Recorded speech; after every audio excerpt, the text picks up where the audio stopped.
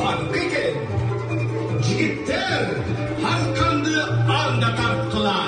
Jigileri çatıladan çarptılar. Oday boşluğu odalar indi dağlar.